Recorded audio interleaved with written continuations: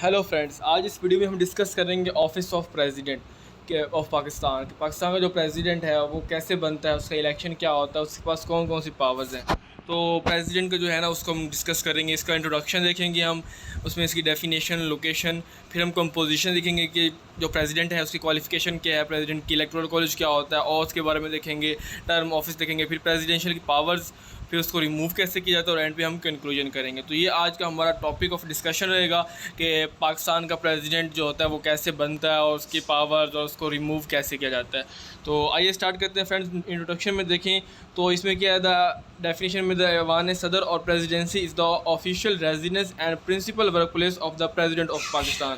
के पाकिस्तान का जो प्रेसिडेंट होता है तो उसका फ्रेंड्स जो है ना प्रेसिडेंसी, जिसको ऐवान सदर कहते हैं, तो वो अपनी ऑफिस के अंदर उसकी रेजिडेंस होती है और वहाँ वो प्रेसिडेंट काम करता है। ठीक है, लोकेशन में देखें तो Aiwan Sadr is located in the north eastern Islamabad on the Constitution Avenue between the parliament building and cabinet block of Pakistan secretariat. The first president who resided there was Ghulam Ishaq in 1988।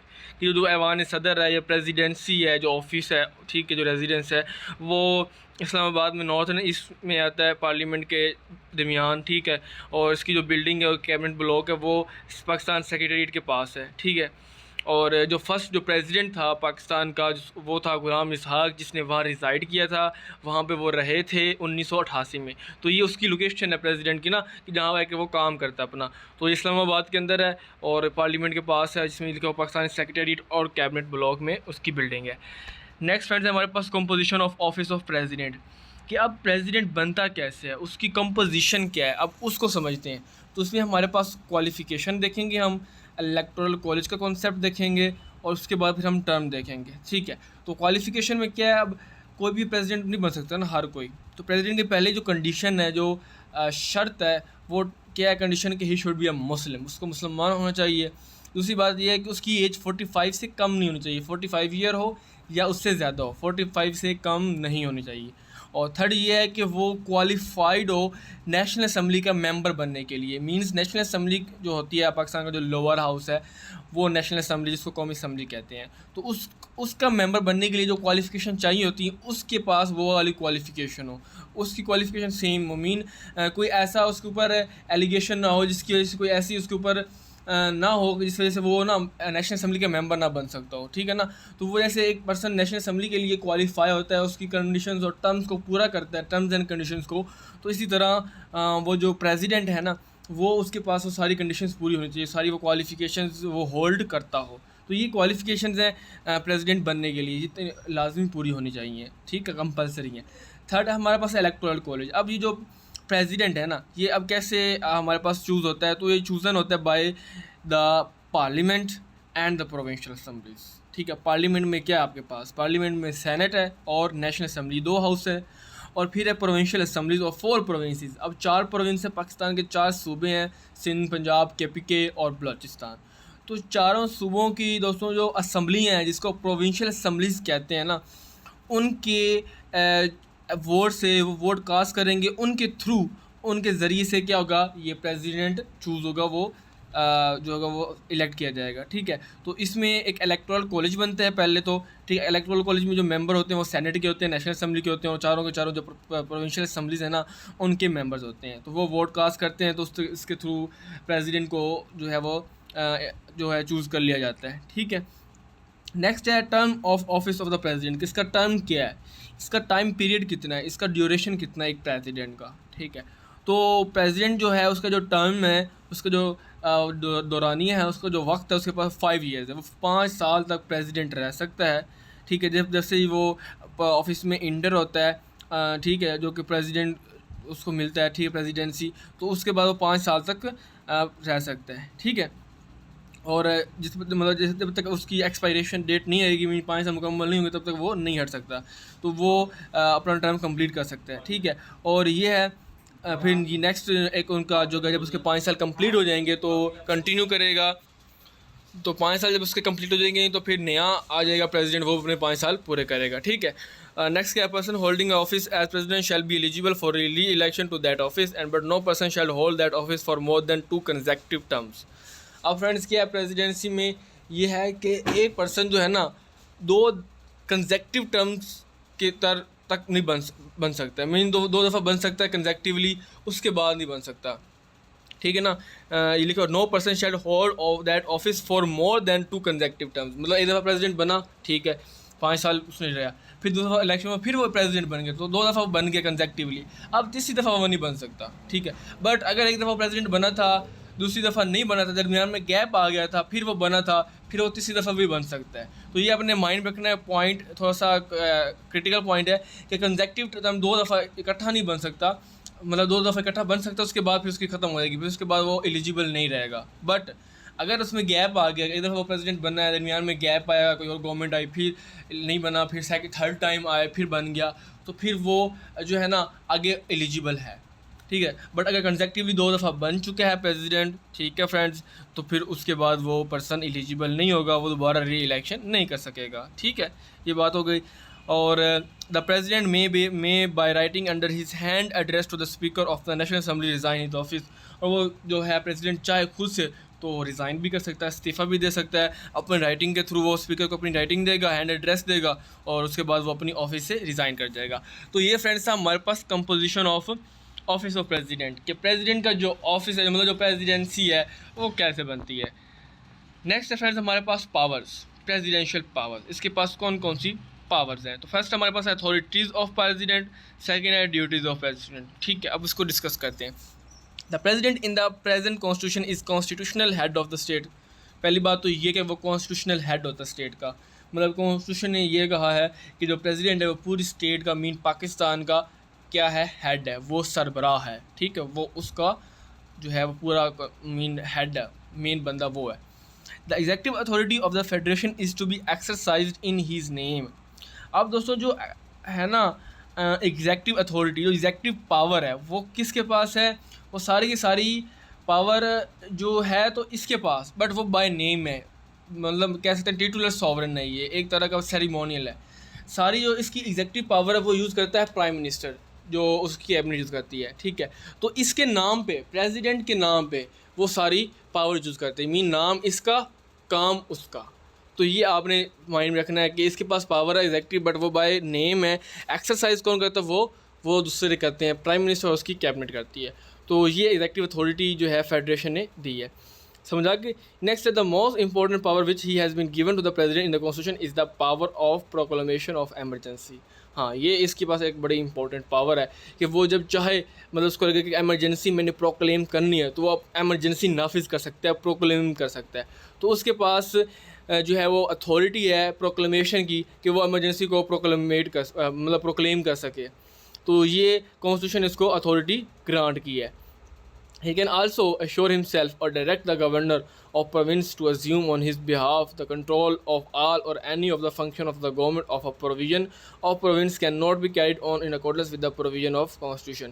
مین جیسے اب ہمارے پاس ایک پریزیڈنٹ ہے, وہ پوری کنٹری کا ہیڈ ہے, اور اس کو جو ہے وہ چلا رہا ہے اور ایمرجنسی پروکلیم کر سکتا ہے. اسی طرح ایک جو پروونس ہوتا ہے پاکستان کے اندر, تو اس کا جو ہیڈ ہوتا ہے وہ گورنر ہوتا ہے. ٹھیک ہے, تو جو گورنر ہے فرینڈز, اسی طرح وہ بھی جو ہے نا کانسٹیٹیوشن ان کو بھی پاور دی ہے کہ وہ اس کو جو ہے نا وہ پریزیڈنٹ کے کہنے پر وہ جو ہے وہ کام کریں گے اور وہ کنٹرول کریں گے. ٹھیک ہے, تو گورنمنٹ کے جو فنکشنز ہیں فرینڈز, تو اس طرح اس کے بہاف پہ گورنر جو پروونس ہے کہ گورنر ان کے بہاف پہ وہ اس کو اشورٹی دے گا اور وہ کام کریں گے. ٹھیک ہے, تو اس طرح اس میں اتھارٹیز آ جاتی ہیں. Next duties of president. تو اس میں یہ ہے کہ کانسٹیٹیوشن جو ہے پریزیڈنٹ کو 2 رول اسائن کرتا ہے, کہ 2 اس کے پاس ڈیوٹیز ہیں جو اس نے کرنی ہے. مینس پہلی بات تو وہ یہ کہ چیف ایگزیکٹو ہے فیڈرل گورنمنٹ کا, جو میں نے آپ کو پہلے بتایا تھا کہ ایگزیکٹو ساری پاورز اس کے پاس ہیں. چیف ایگزیکٹو مین وہ ایگزیکٹو کا چیف ہے, اس کا ہیڈ ہے, بٹ کیا ہے بائی نیم ہے, بائی تھیوریٹیکل ہے, بائی تھیوری ہے, پریکٹس نہیں ہے. پریکٹیکلٹی میں کیا ہے, وہ جو پرائم منسٹر اس کے پاس ہیڈ ہے, وہ چیف ایگزیکٹو ہے. ٹھیک ہے, بٹ کانسٹیٹیوشن میں فیڈرل میں یہ کہتے ہیں گورنمنٹ میں وہ چیف ایگزیکٹو ہوگا. ٹھیک ہے, پہلی بات ہو گئی. دوسری بات یہ ہے فرینڈس کہ وہ کمانڈر ان چیف ہوتا ہے آرمڈ فورسز کا. اب آپ کے پاس آرمڈ فورسز ہیں, نیوی ہے, ایئر فورس ہے, آرمی ہے. تو پاکستان آرمی, ایئر فورس اور پاک نیوی, ان سب کا دوستوں جو ہیڈ ہوتا ہے نا, جو چیف ہوتا ہے, کمانڈر ان چیف, وہ کون ہوتا ہے؟ پریزیڈنٹ ہوتا ہے. تو یہ بھی اس کے پاس پاور ہے. ٹھیک ہے, as commander in chief the president has the authority to send troops into the combat and it is the only one who can decide whether to use nuclear weapons. اب یہ بہت امپورٹنٹ بات ہے کہ friends کیونکہ وہ commander in chief ہے arm forces کا، تو اس کے پاس اتھارٹی ہے کہ وہ اپنے ٹروپس جو اپنے سپاہی ہیں، فوجی ہیں، سولجرز ہیں، وہ ان کو بھیجے کمبیٹ بیٹل میں، وار ہے تو اس میں اس کو بھیج سکتے ہیں، وہ اس کے آرڈرز چلیں گے، اسی کے اوپر وہ مطلب اس کا کنٹرول ہوگا، ٹھیک ہے. اور نیکسٹ یہ ہے کہ وہی بندہ ہوتا ہے پریزیڈنٹ جو ڈیسائیڈ کرتا ہے کہ نیوکلیئر ویپنز یوز کرنے ہیں کہ نہیں کرنے. بٹ اس میں یہ ہوتا ہے فرینڈز، یہ بات بھی مائنڈ میں رکھنا ضروری ہے کہ وہاں پہ پرائم منسٹر بھی ایڈوائز کرتا ہے، پرائم منسٹر کی ایڈوائس پہ بھی وہ نا جو ہوتی ہے وہ وار ہوتی ہے یا وہ نیوکلیئر ویپنز یوز کرتا ہے. بٹ کرنے کس نے ہوتے ہیں؟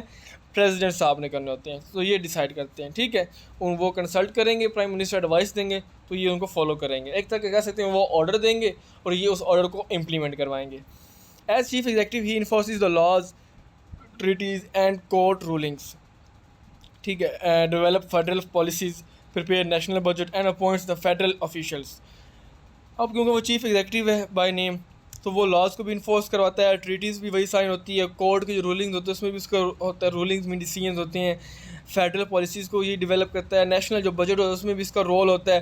اور فیڈرل جو آفیشلز ہیں یہ بڑا امپورٹنٹ ہے، وہ بھی یہی اپوائنٹ کرتا ہے. تو اپوائنٹمنٹ ساری یہ کرتا ہے، ججز کی بھی اپوائنٹمنٹ، جو سپریم کورٹ کے جج ہیں، ہائی کورٹ کے باقی جو ججز ہیں ان کی اپوائنٹمنٹ بھی کون کرتا ہے؟ پریزیڈنٹ کرتا ہے. تو اس طرح کر کے دوستوں یہ لاز کو انفورس بھی کرواتا ہے، فیڈرل پالیسیز بھی بناتا ہے. نیشنل جو بجٹ ہوتا ہے جو پوری پاکستان کا بنتا ہے اس میں بھی اس کی جو ہوتی ہے وہ ایسنٹ ہوتی ہے. ہی آلسو اپرووز اور ویٹوز acts of Congress and grants پارٹن. اب دوسری بات یہ ہے فرینڈز اس میں کہ اس کی لیجسلیٹو پاور دیکھی جائے تو اس میں یہ ہے کہ وہ چاہے جو بل ہے جو کہ پہلے کسی بھی ہاؤس میں جنریٹ ہوگا، پھر وہ ایک ہاؤس میں جو ہے میجورٹی کے ساتھ پاس ہوگا، سمپل مطلب 2/3 میجورٹی، پھر دوسرے کے پاس ہوگا، پھر اینڈ پہ کیا ہوگا جب دونوں ہاؤس سے 2/3 میجورٹی کے ساتھ وہ بل پاس ہو جائے گا نا، پھر وہ جائے گا پریزیڈنٹ کے پاس، پریزیڈنٹ سائن کرے گا تو وہ پھر بل لا بنے گا. تو اس میں یہ ہے فرینڈز کہ لیجسلیٹو پاور ہے، لیجسلیچر میں لیجسلیشن ہو رہی ہے، لاز بن رہے ہیں، تو اس میں اس کا رول ہے. دیکھیں اس کے سائن ہوں گے تو لا بنے گا. اب اس میں یہ کہ اگر اس کو لگتا ہے کہ وہ بل اپروپریٹ نہیں ہے، وہ کمپیٹیبل اور مناسب نہیں ہے تو وہ اس کو ویٹو کر سکتا ہے. اس کے پاس پاور ہے کہ وہ ایک دفعہ نا اس کو ویٹو کر دے، وہ کہ آپ اس کو ریکنسیڈر کریں، اس میں کوئی امینڈمنٹس لیں تو وہ دوبارہ بھجوا سکتا ہے پارلیمنٹ کو. جو پارلیمنٹ بھی اس میں جو بل انیشیٹ ہوا تھا اور جس ہاؤس میں، چاہے وہ نیشنل اسمبلی تھی یا وہ سینٹ تھا، تو وہ اس کو دوبارہ بھجوائے گا. وہ کہے گا اس میں تھوڑی سی امینڈمنٹس کریں، چینجز کریں اور اس میں تھوڑا سا ریکنسیڈر کریں، یہ میری سجیشنز ہیں. تو وہ اپنی سجیشنز کے ساتھ ایک دفعہ اس کو ویٹو کر سکتا ہے، اس کو اس بل کو روک سکتا ہے، ٹھیک ہے. اب وہ دوبارہ ادھر جائے گا، پھر اب یہ ہوگا کہ اب دوبارہ سے اگر وہی بل سیم یا سجیشن کے ساتھ، مرضی ہے ان کی پارلیمنٹ کی، اگر وہ سجیشن مان لیتی ہیں تو ٹھیک ہے، اگر نہیں مانتی دوبارہ اسی بل کو 2/3 میجورٹی کے ساتھ دونوں ہاؤسز میں اگر پاس کر دیا جاتا ہے تو پھر اس ٹائم یہ ہوگا فرینڈز کہ پریزیڈنٹ کو سائن کرنے ہی پڑیں گے، اس کی ایسنٹ اب ضروری ہے، اب وہ ویٹو نہیں کر سکتا. تو وہ انڈرسٹوڈ ہے، اس کی سائن ہو جائیں گے. اگر وہ نہیں کرے گا تو وہ پھر بھی لا بن جائے گا. تو یہ اس کے پاس لیجسلیٹو پاور ہے پریزیڈنٹ کے پاس کہ جو پارلیمنٹ، یہاں پہ ورڈ کانگریس لکھا ہوا ہے لیکن یہاں پہ پارلیمنٹ آنا یہ مسٹیک ہے، تو یہ آپ دیکھ لیجیے گا. تو اس کے پاس لیجسلیٹو پاور ہے، وہ دوستوں جو ایکٹس ہوتے ہیں، جو بل ہوتے ہیں ان کو اپروو بھی کرتا ہے، اور ایک دفعہ اس کے پاس پاور ہے کہ وہ اس کو ویٹو بھی کر سکتا ہے، وہ اس کو روک بھی سکتا ہے اپنی پاور کو یوز کر کے، اس کے پاس ویٹو پاور ہے، ٹھیک ہے. اور لاسٹ جو اس کے پاس پاور ہے فرینڈز پریزیڈنٹ کی، وہ ہے پارڈن کی. وہ چاہے تو کسی کو پارڈن ریپریو بھی کر سکتا ہے، گرانٹ کر سکتا ہے، اس کو معافی دے سکتا ہے، اور اس کی سزا ہے اس کی کم کر سکتا ہے. کوئی کرمنل ہے، کوئی کسی نے کرائم کیا ہے، مرڈر کیا ہے، تو اس کو پھانسی ہونی ہے، فار ایگزامپل ڈیتھ سینٹینسڈ ہے. تو ڈیتھ سینٹینس میں اب وہ پریزیڈنٹ چاہے اس کو وہ اپیل کرے گا پریزیڈنٹ کو، اگر پریزیڈنٹ وہ اپیل، وہ ریکویسٹ مانتا ہے تو وہ اس کے پاس اتھارٹی ہے پریزیڈنٹ کے پاس کہ وہ اس کرمنل کو یا اس پرسن کو اس کی سزا کم کروا سکتا ہے اور اس کو چھڑوا بھی سکتا ہے، اس کو بالکل فری بھی کروا سکتا ہے، آزاد بھی کروا سکتا ہے. تو یہ تھا فرینڈز ہمارے پاس پاور. اس میں ایگزیکٹو پاور تھی، میں نے جوڈیشل پاور بتائی، فائنانشیل پاور بھی بتائی، ٹھیک ہے. اس میں مینس لیجسلیٹو پاور تھی ہمارے پاس، جوڈیشل پاور تھی، کمانڈر ان چیف تھا، ملٹری پاور تھی، ڈیوٹیز دیکھی ہم نے، ٹھیک ہے. امید کرتا ہوں یہ سارا آپ کو سمجھ آ گیا ہوگا. نیکسٹ فرینڈز اس میں ہے ریموول. اب ریموول آف پریزیڈنٹ دیکھیں تو یہ کیا ہوتا ہے، اس کو سمجھتے ہیں. تو اب کیا ریموول میں فرینڈز یہ ہے کہ اب جو ہے نا ہمارا کانسٹیٹیوشن میں اس میں آرٹیکل دیے، اس میں پروویژنز ہیں. تو اس میں پریزیڈنٹ میں اس میں یہ لکھا ہوا پروویژنز میں کہ ہم پریزیڈنٹ کو جو ہے نا اس کو ریموو کیا جا سکتا ہے اور اس کو امپیچ بھی کیا جا سکتا ہے. اب دوستوں یہ دو ڈفرینٹ ٹرمز ہیں، اس کو آپ نے سمجھنا، یہ انٹرچینجبلی یوز بھی ہوتے ہیں بٹ یہاں پہ ان کا اپنی میننگ ڈفرینشیٹ کرنا ہے، اس میں تھوڑا سا ڈفرینس ہے. تو اس کو ریموو بھی کیا جا سکتا ہے اور امپیچ بھی کیا جا سکتا ہے. اب ریموو یہ ہے کہ اگر فرینڈز وہ پرسن فزیکلی انکیپیبل ہے یا مینٹلی انکیپیبل ہے، انسین ہے، مین وہ مینٹل ہو گیا، وہ ہوش میں نہیں ہے، وہ فزیکلی ڈیزیز ہے، اس کے پاس کوئی ڈس آرڈر ہے، کوئی بیماری ہے، ٹھیک ہے، تو اس گراؤنڈ پہ، اس بیس پہ اس کو اس آفس سے ریموو کیا جا سکتا ہے، اس کو ہٹایا جا سکتا ہے. تو پہلی بات یہ ہوگی کہ پریزیڈنٹ کو ریموو کیا جا سکتا ہے اگر وہ انکیپیسٹی ہے اس کے پاس، مینٹلی طور پہ وہ انکیپیبل ہے یا فزیکلی طور پہ، ٹھیک ہے. دوسری بات جو ہے فرینڈز یہ ہے کہ امپیچ بھی کیا جا سکتا ہے. اب امپیچ میں یہ ہوگا کہ اگر اس پرسن نے، اس پریزیڈنٹ نے کانسٹیٹیوشن کو وائلیٹ کیا ہے یا اس کے اوپر کوئی گراس مس کنڈکٹ ہے گراس مس کنڈکٹ، تو اس کی بیس پہ، اس گراؤنڈ پہ اس کو جو ہے امپیچ کیا جا سکتا ہے. اب کانسٹیٹیوشن کی کوئی بات ہے، اس نے اس کو فالو نہیں کیا، اس کے اگینسٹ کوئی کام کیا ہے، تو وہ وائلیشن ہو جائے گی کانسٹیٹیوشن کی.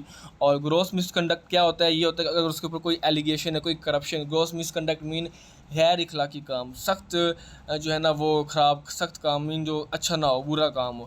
تو اس کے اوپر ایلیگیشن ہے کرپشن کی، یا پھر اس نے کوئی غلط فعل میں یا کوئی کرائم کرتے ہوئے وہ اس کے اوپر جو ہے الزام لگے ہیں، کوئی ثبوت ملا، تو پھر اس کو امپیچ کیا جا سکتا ہے. ٹھیک ہے، اب امپیچ کیسے ہوگا، اس کا پروسیس میں آپ کو سمجھاتا ہوں. اس میں یہ ہے کہ سب سے پہلے کسی بھی ہاؤس میں، چاہے وہ لوور ہاؤس ہے چاہے وہ اپر ہاؤس ہے، جس کو آپ پارلیمنٹ میں نیشنل اسمبلی اور سینٹ کہتے ہیں، تو کسی بھی ہاؤس میں پہلے کیا ہوگا کہ 1/2 جو ٹوٹل ممبرشپ ہے وہ کیا ہوگی، وہ اپنی جو ہے نا وہ نوٹس دے گی. مین آپ دیکھیں سینٹ کی 1/2% جو ہوں گے نا، مین 1/2 ممبرس، وہ کہتے ہیں کہ یہ پریزیڈنٹ ٹھیک نہیں ہے، تو وہ نوٹس دیں گے. جو سینٹ کا ہیڈ ہوتا ہے وہ چیئرمین ہوتا ہے، اور جو نیشنل اسمبلی کا ہیڈ ہوتا ہے وہ اسپیکر ہوتا ہے. تو اگر سینٹ میں چلا ہے تو سینٹ کے 1/2 ممبرز میں اگر 104 ہیں تو اس کے ہاف کتنے ہوں گے؟ 52. تو 52 لوگ نوٹس بھیجیں گے سینٹ کو کہ یہ ہم نے پریزیڈنٹ کو امپیچ کروانا ہے، کہ اس نے وائلیٹ کیا ہے، یا اس کے اوپر یہ کرپشن ہے، یا یہ نااہل ہے، یا کچھ بھی ہے، ٹھیک ہے نا. تو اس طرح کیا ہوگا، سب سے پہلے وہ جو 1/2 ممبر ہوں گے کسی بھی ہاؤس کے 1/2 ممبر، ٹھیک ہے، 50% یا 50 سے ابو، وہ پہلے اپنے ہیڈ کو، یا پھر اسپیکر ہے یا سینٹ اس کو دیں گے. فار ایگزامپل سینٹ کے پاس گیا ہے، سینٹ کے جو چیئرمین ہے، ٹھیک ہے، اس کے ہیڈ کے پاس کیا، تو اس کے پاس ریٹرن نوٹس جائے گا، ٹھیک ہے، کہ وہ جو ہے نا اس کو امپیچ کرنا چاہ رہے ہیں. تو وہ ایک ان کے پاس انٹینشن شو کریں گے کہ ہم نے ریزولوشن پاس کرنی ہے اور ہم نے اس پریزیڈنٹ کو امپیچ کرنا ہے. تو اس پریزیڈنٹ کو امپیچ کرنے کے لیے ریزولوشن پاس ہوگی ایک ہاؤس میں، وہ نوٹس ہوگا، ریٹرن نوٹس، جو کہ چیئرمین جو ہے اس کو دیا جائے گا سینٹ کے، ٹھیک ہے. پھر کیا ہوگا، یہ جو فرینڈز جو نوٹس ہوگا، ٹھیک ہے، اس میں وہ اس کی انکیپیسٹی لکھی ہوگی. فار ایگزامپل وہ فزیکلی اس کو ریموو بھی کیا جا سکتا ہے، امپیچ بھی کر سکتا ہے. فزیکلی اگر وہ انکیپیسٹی ہے، اس کے پاس فزیکلی انکیپیبل ہے، یا مینٹلی، یا پھر اس کے اوپر کوئی چارج لگا ہے، کوئی الزام لگا ہے، کوئی ایلیگیشن لگا ہے، تو اس میں وہ ریٹرن ہوگی، وہ سارا کچھ بتایا ہوگا، ٹھیک ہے. تو پہلی بات تو یہ ہو گئی. اب انڈر کلوز 2 وہ ریسیو ہوگا، چیئرمین اس کو ریسیو کرے گا، جس میں اس نے بتایا ہوگا ممبرز نے 50% کہ اس میں جو ہے اس کو ریموو کرنا ہے، فزیکلی ٹھیک نہیں ہے، ڈس آرڈر ہے، ڈیزیز ہے، یا مینٹلی ٹھیک نہیں ہے، یا پھر وہ وائلیشن کیا، یا کچھ بھی ہے، ٹھیک ہے، جو آپ کو میں نے بتا دیا.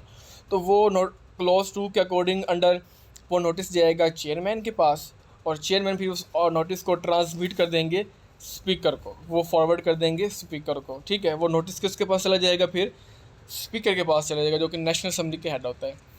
اب وہ جو اسپیکر ہے فرینڈس، 3 دن کے اندر اندر اس نوٹس کی جو ریسیٹ ہے، اس کی جو رسید ہے کلوز 2 اور کلوز 3 کے انڈر، ٹھیک ہے، وہ اس کی جو ریسیٹ ہوگی، وہ جو نوٹس ہوگا، اس کی جو کاپی ہوگی، وہ ٹرانسمٹ کر دی جائے گی پریزیڈنٹ کو.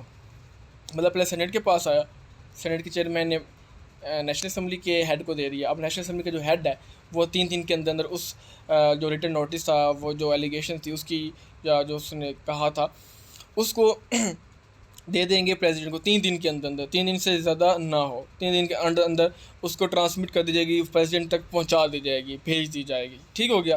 اس کو وہ نوٹس پہنچ جائے گا، اس کاپی کا، اس نوٹس کا مطلب کاپی پہنچ جائے گی، نوٹس پہنچ جائے گا، ٹھیک ہو گیا. اس کے بعد کیا ہوگا فرینڈز؟ اس کے بعد یہ ہوگا کہ ایک جو اسپیکر ہوگا وہ 2 ہاؤسز کو سمن کرے گا، ایک جوائنٹ سیٹنگ ہوگی، ایک سیشن ہوگا، دونوں houses, upper house, lower house, Saint اور نیشنل اسمبلی، ان کا سمن کریں گے، ان کو بلایا جائے گا. اور اس میں ہوگا کہ 7 سے 14 دن میں، منیمم 7 اور میکسیمم 14، مطلب 7 سے کم نہیں اور 14 سے زیادہ نہیں، 7، ٹھیک ہے، 7 سے 14 دن کے درمیان کیا ہوگا کہ اس میں فرینڈز ایک جو کہ وہ سیشن ہوگا، مینز 7 سے 14، مطلب 14 دن ہوتے ہیں نا، 14 days. تو وہ جو جب سے وہ نوٹس آیا ہے، ریزولوشن آیا، تو اس کے 7 دن بعد، ٹھیک ہے 7 دن بعد کسی بھی 7 تاریخ کو فار ایگزامپل 8 9 10 لیکن 14 سے لیٹ نہیں ہونا چاہیے. تو اس میں سیشن ہوگا اور اس میں اس نوٹس کی جو ہوگی وہ ریسیٹ ہوگی. ٹھیک ہے تو وہ ڈسکشن ہوگی. اب جوائنٹ سیٹنگ میں کیا ہوگا؟ جوائنٹ سیٹنگ میں یہ ہوگا کہ وہ اس کی انویسٹیگیشن ہوگی, کیونکہ وہ پہلے بتایا نا سمن کریں گا اسپیکر. تو وہ سمن کب کرے گا؟ میں نے آپ کو بتا دیا 2 ہاؤسز کو کہ 7 سے 14 درمیان. منیمم جو ہے آپ کہہ سکتے ہیں 7, اس سے کم نہیں ہونا چاہیے, اس سے پہلے دن نہیں ہو سکتا جب سے وہ ریزولوشن پاس ہوئی, اور میکسیمم 14 آپ کے پاس اس کے پاس جو ہے نا وہ ٹائم ہے 14 جو ہے نا دن کا. ٹھیک ہے 14 ڈیز کے اندر اندر ہو جائے گا, اس سے آگے جو ہے نا یہ کیس پروسیڈ نہیں ہوگا. سمجھ رہے ہیں نا آپ؟ تو اب کیونکہ اب اس کے بعد انویسٹیگیشن ہوگی, انویسٹیگیٹ کیا جائے گا اس جوائنٹ سیٹنگ کے اندر. وہ خود چاہے پارلیمنٹ وہ خود بھی انویسٹیگیٹ کر سکتی ہے, اور کسی کمیٹی یا کسی اور ادر تھرڈ کے پرسن یا تھرڈ کمیٹی کے تھرو بھی اس کو کیا جا سکتا ہے. تو وہ خود انویسٹیگیٹ کرے گی اس کاز کو جو اس کے اوپر ایلیگیشن لگی ہیں یا ریموول کیا جا رہا ہے, یا کسی کے تھرو اس کو انویسٹیگیٹ کرایا جائے گا. ٹھیک ہے, وہ جو نوٹس ان کو ملا ہے. اوکے ہو گیا. اب وہ اس کی انویسٹیگیشن کریں گے. اب اس میں یہ ہوگا کہ جو پریزیڈنٹ ہے نا اس کے پاس بھی رائٹ ہوگا, اس کے پاس بھی حق ہوگا کہ وہ اپنے آپ کو جو ہے وہ کلیئر کرے, اپنی صفائی دے, اور اپنے آپ کو وہ انویسٹیگیشن میں اپیئر کر سکتا ہے اور ریپرزینٹ کرے گا اپنی انویسٹیگیشن میں کہ اس کے پاس انہوں نے کوئی ایسا کچھ بھی نہیں کیا. وہ اپنے آپ کو کلیئر کروانے کی کوشش کر سکتا ہے. ٹھیک ہے, اس کے پاس جو ہے نا وہ انویسٹیگیشن میں ہو سکتا ہے. تو یہ فرینڈز بیفور جوائنٹ سیٹنگ سے پہلے اگر اس کے لگتا ہے کہ اس کی جو انویسٹیگیشن جو ہونی ہے اس میں اس کو لگتا ہے کہ اس کے اوپر یہ غلط لگے ہیں الزام, ٹھیک ہے, صحیح نہیں ہے, تہمت لگی, تو وہ اس کو جو ہے اس کے پاس رائٹ ہے وہ اس میں اپیئر ہو اور اپنے آپ کو بے گناہ ثابت کر دے کہ اس کے اندر کوئی اس نے کرائم نہیں کیا, کوئی کرپشن کا کیس نہیں ہے. تو فرینڈز یہ تھا ریموول آف پریزیڈنٹ. ہوپ آپ کو یہ سمجھ آ گیا کہ میں نے سارا ڈیٹیل میں بتا دیا ہے کہ کس طرح وہ پہلے اس کے پاس جاتا ہے, پھر دوسرے کے پاس, پھر پریزیڈنٹ, اور سارا کچھ. ٹھیک ہے, اب نیکسٹ ہمارے پاس فرینڈز جو ہے وہ ہے کنکلوژن. تو فرینڈز کنکلوژن میں یہی ہے کہ جو ہم نے اس کی رسپانسبلٹیز پڑھی, جو کانسیپٹ پڑھا ہے, تو یہ ساری رسپانسبلٹیز ہمیں یہی سجیسٹ کر رہی ہے, اس میں یہی پتہ چل رہا ہے کہ جو آفس ہے ہیڈ آف اسٹیٹ کا, پریزیڈنٹ کا, وہ بہت ہی امپورٹنٹ ہے. ٹھیک ہے, ایک امپورٹنٹ جو ہے وہ ایک آفس ہے, کیونکہ اس کی جو ڈیوٹیز ہیں وہ بہت وائٹل ہیں. ان کی جو رسپانسبلٹیز ہیں وہ ایک نیشن کے اندر پولیٹیکل یونٹی, پولیٹیکل طور پہ اس کو مینٹین کرنے کے لیے بہت وائٹل ہے, بہت سگنیفیکینٹ ہے. ٹھیک ہے, اور کانسٹیٹیوشنل جو پاورز ہے اس کی گارنٹی کے لیے بھی یہ امپورٹنٹ ہے. ٹھیک ہے, تاکہ وہ گارنٹی دیتا ہے, شیورٹی ہوتی ہے. اور اس کی جو سگنیفیکینس ہے ہم اس کو کمبائن نہیں کر سکتے کسی اور ہائر آفس کے ساتھ یا فنکشن کے ساتھ کسی کی. مطلب جو اس کی رسپانسبلٹیز ہے وہ اپنی ڈومین میں ہے, دوسری جو آفس ہے یا دوسری جو ادارے ہیں ان کی اپنی ہے, تو اس کی اپنی سگنیفیکینس ہے اس آفس کی. ٹھیک ہے نا, تو اس کو ہم کمبائن مطلب کمپیئر نہیں کر سکتے. اور جو پیراماؤنٹ اس کا ایک فنکشن ہے, جو کہ ایک سگنیفیکنٹ کروشل فنکشن ہے اس آفس کا, وہ یہ ہے کہ پولیٹیکل تھاٹ کو انفلوئنس کرتا ہے. انسٹیٹیوشنل جو ڈائریکشن ہے, ایک نیشنل انٹرسٹ کے جو امپورٹنٹ ہوتا ہے, ایک انٹیگریشن رکھنی ہوتی ہے, یونٹی ہوتی ہے پوری کنٹری کو, وہ یہ کر کے رکھتا ہے. اس کا یہ سول ریپرزنٹیٹیو ہوتا ہے. ٹھیک ہے, اس ریگارڈ میں جو پریزیڈنٹ ہے وہ امپورٹنٹ ہوتا ہے. اور یہ ہے کہ جب کوئی نیشنل کرائسس ہوتا ہے تو اس میں یہ میڈیٹر کے طور پہ کام کرتا ہے. جو ہے نا وہ لنک کے طور پہ کام کرتا ہے. پرائم منسٹر اور باقی جو انسٹیٹیوشنز ہیں ان میں کوآپریٹ کرنا, ان کو گورنمنٹ کی جو پالیسیز ہیں اور جو پروگرامرز ہیں ان میں کوآپریٹ کروانا نیشن کے لیے. تو وہ جو ایز اے انسٹرومنٹل یا ایز اے میڈیٹر کے طور پہ اس کو جو ہے نا وہ سرو کرتا ہے اپنے آپ کو, اور اس کو مطلب پریزیڈنٹ کا یا فنکشن ہوتا ہے. ٹھیک ہے, تو وہ اس طرح ہم کہہ سکتے ہیں کہ جو ہیڈ آف دا اسٹیٹ کا جو آفس ہے وہ ہم اس کو ربر اسٹیمپ نہیں کہہ سکتے جیسے انڈیا کے اندر ہے یا باقی ہم کہتے ہیں. تو نو ڈاؤٹ اس کے پاس لیسٹ پاور ہے, لیکن جو اس کے پاس پاور ہے وہ بھی کافی کروشل ہیں, کیونکہ یہ اس کی جو امپلیکیشن ہے وہ بہت زیادہ ہے, یہ انفلوئنس کرتا ہے. اور یہ ججز میں اس کی جو پاور ہم نے پڑھی اس حوالے سے سارا اس کا بہت نا کریٹیکل رول ہوتا ہے. ٹھیک ہے, تو فرینڈز یہ تھا ہمارے پاس پریزیڈنٹ کا کانسیپٹ. ہم نے اس کی رسپانسبلٹی, سارا امپورٹنس پڑھا, سگنیفیکینس پڑھا, اس کا کانسیپٹ جانا. تو امید کرتا ہوں فرینڈز یہ آپ کو سارا سمجھ آ گیا اگر آپ کے مائنڈ میں بیٹھ گیا ہوگا. تو فرینڈز اگر آپ کے مائنڈ میں کوئی کوسچن ہے, کوئی کیوری ہے, کوئی ڈاؤٹ ہے, تو آپ feel free to ask in the comment section. آپ پوچھ سکتے ہیں بغیر کسی ہیزیٹیشن کے. اگر آپ کو ہماری ویڈیو اچھی لگتی ہے تو آپ لائک بٹن کو پریس کر سکتے ہیں, بیل آئکن کو, اور ہمارے چینل کو سبسکرائب کر سکتے ہیں تاکہ ہماری نیکسٹ ویڈیو آپ کو ملتی رہے. تو فرینڈز ملتے ہیں نیکسٹ ویڈیو میں. ٹل دین take care of your self and study hard. So friend good by, will meet in the next video.